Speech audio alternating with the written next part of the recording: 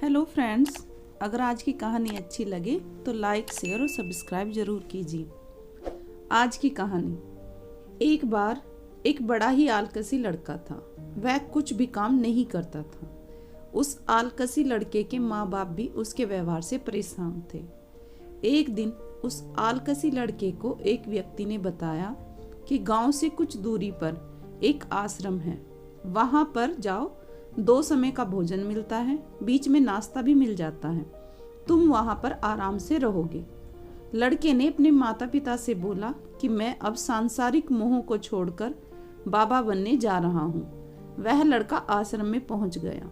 भोला भाला उसका व्यवहार था। आश्रम में जब गुरुजी प्रवचन देते थे, प्रवचन सुन लेता था, फिर भरपेट भोजन करके लेट जाता था।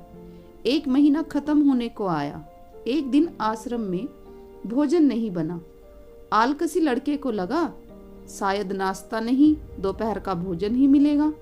दोपहर को भी भोजन नहीं मिला।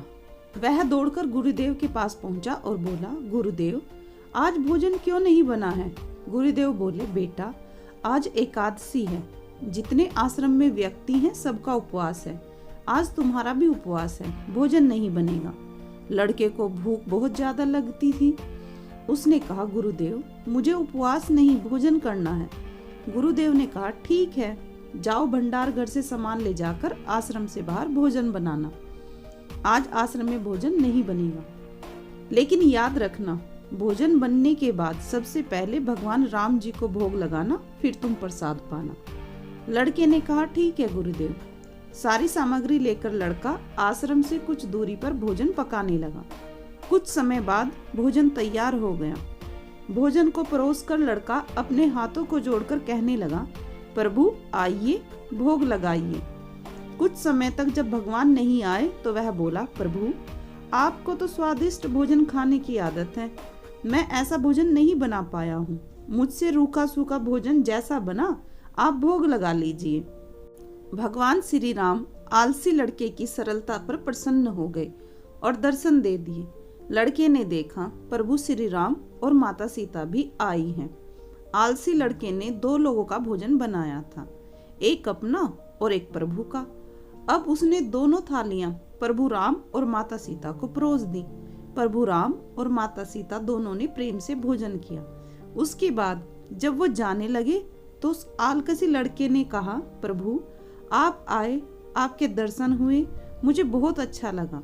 मुझे खाने को कुछ भी नहीं मिला, लेकिन कोई बात नहीं, बस आपसे एक ही प्रार्थना है, अगली बार जब आप आए तो कितने आएंगे यह पहले ही बता देना, ताकि मैं उतने लोगों का खाना पहले ही बनाकर रखूं। प्रभु राम मुस्कुराए और अंतर्ध्यान हो गए।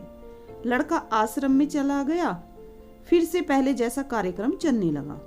फिर से एकादशी आई और फिर वह लड़का सामग्री लेकर चला गया।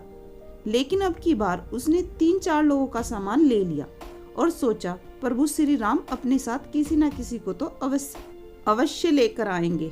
लड़के ने बड़ी प्रसन्नता से भोजन बनाया, परोसा और बोला, प्रभु जी आइए, भोग लगाइए।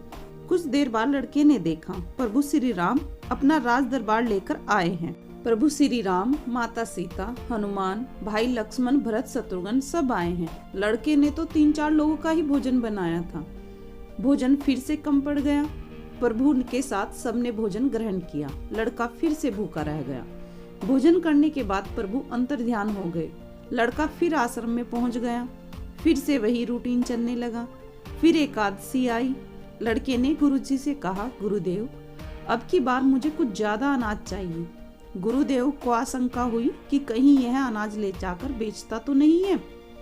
गुरुदेव ने कहा, ठीक है, तुम बहुत ज्यादा भूख से परेशान रहते हो। लड़के ने कहा, नहीं गुरुदेव, बहुत लोग आते हैं प्रभु जी के साथ, उनको भी तो भोजन कराना होता है। गुरुजी को लगा यह लड़का पागल हो गया है। गुरुदेव ने सोचा, चलो मैं भी चलकर देखता हूँ क्या करता है इतने अनाज का, वह भोजन सामग्री का। वह भोला सा भक्त सारी सामग्री ले जाकर नदी के किनारे पहुंच गया, जहाँ वह भोजन बनाता था। वह भक्त प्रेम से पुकार करने लगा, लेकिन अब की बार उसने भोजन बनाया नहीं था। उसने सोचा, प्रभु के साथ पता नहीं कितने लोग आएंगे, खुद भोजन बनाकर खा लेंगे। गुरुदेव पेड़ के पीछे छुपकर यह सब देख रहे थे। गुरुदेव ने सोचा, इसने भोजन तो बनाया ही नहीं, आवाज लगा रहा है प्रभु आओ प्रसादी पाओ। वह भक्त देखता है कि अब की बार प्रभु श्री राम के साथ बहुत सारे लोग आए हैं। लड़के ने हाथ जोड़कर कहा, प्रभु माफ करना, आप बहुत सारे आते हैं, मुझे संख्या पता नहीं होती, मुझ में हिम्मत नहीं है कि इतने सारे लोगों का भोजन बनाने की। आप स्वयं आइए और भोजन बनाइए और प्रसादी खाइए। प्रभु श्री राम मुस्कुराए और अपने सभी लोगों से कहा, आइए मिलकर भोजन बनाते हैं। गुरुदेव छिपकर देख रहे थे कि यह क्या कर रहा है और दौड़कर लड़के के पास आए और बोले, तुमने अब तक भोजन नहीं बनाया? क्यों नहीं बनाया? इसको देखकर क्या कर रहे हो? तब लड़के ने कहा, गुरुदेव आपको नहीं दिखाई दे रहा है प्रभु श्री राम पधार चुके हैं, माता सीता और राम दरबार सब आए हुए हैं, भोजन बन रहा है। गुरुदेव बोले, पागल हो गए हो क्या? मुझे तो कुछ भी दिखाई नहीं दे रहा है। लड़के ने कहा, प्रभु से कहा, प्रभु क्या कर रहे हो? मुझे भूखा रख रहे हो, गुरुजी को दर्शन नहीं दे रहे हो, मुझे यह पागल समझ रहे हैं, कृपया करके गुरुदेव को दर्शन दो। प्रभु श्री राम ने कहा, मैं दर्शन नहीं दूंगा। भक्त ने कहा, प्रभु क्यों? हमारे गुरुदेव तो महान हैं, बहुत बड़े ज्ञानी हैं। प्रभु ने कहा, हाँ ज्ञानी पुरुष तो हैं, परंतु तुम्हारी तरह सरल नहीं है। जो सरलता तुम में है वो गुरुदेव में नहीं है। लड़के ने सारी बात गुरुदेव को बताई। गुरुदेव की आंखें नम हो गई, रोने लगे और बोले, बिल्कुल सही कहा, मेरे अंदर तुम्हारी जितनी सरलता नहीं है। और माफी मांगने लगे भगवान से।